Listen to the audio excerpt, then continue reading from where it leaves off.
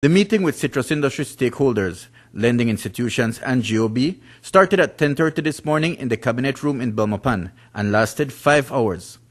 But with the industry in crisis and a solution apparently within reach, that has to be time well spent.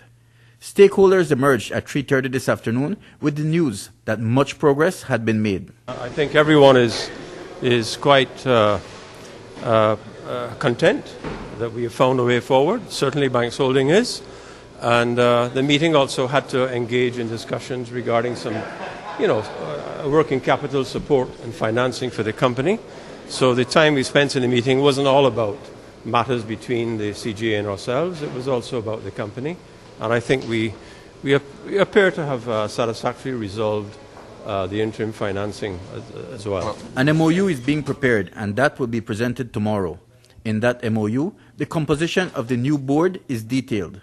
Executive Chairman of Banks Holdings, Anthony King, had no problem with the change, going so far as to assert that it will do much to allay the perception of its veto power being used improperly. I think it was a long meeting, but very sincere, very productive. I think it was extremely productive. We ended up getting all members of the industry to shake hands, to realize that we have to be together for the industry to move forward. We made some changes. An MOU is being prepared, and it should be finalized tomorrow. But all parties agreed so far to the MOU that is being prepared, where we're going to be having some changes on the structure of the board of directors. We're getting 2 members from CGA, 2 from BHL, 1 from Social Security Board, 1 from Heritage Bank, and 1 from GOB. Well, I don't believe that we have ever used that, certainly for the impediment of the company or inimical to the interests of the company.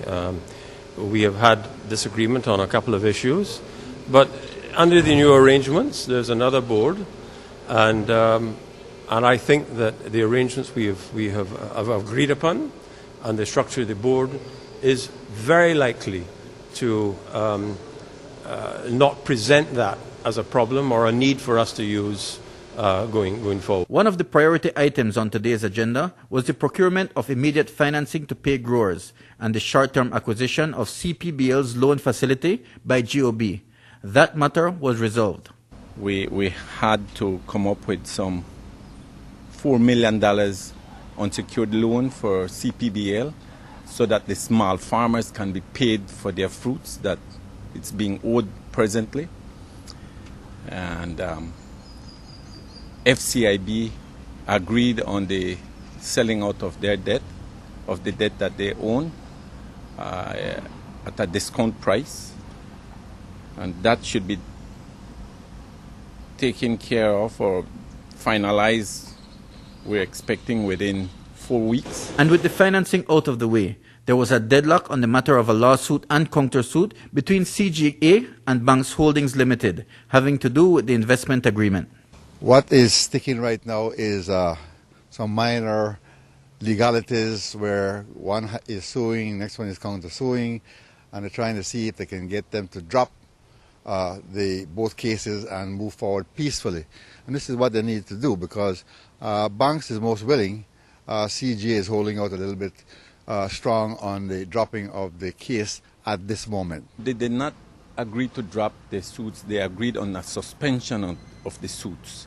And hopefully they will be able to iron out their differences and settle or just drop the cases. But for now, it was just suspended. So all items may not have been resolved to the satisfaction of all parties, but there is a clear path forged, with immediate financing concerns addressed and an MOU being made ready for signing tomorrow.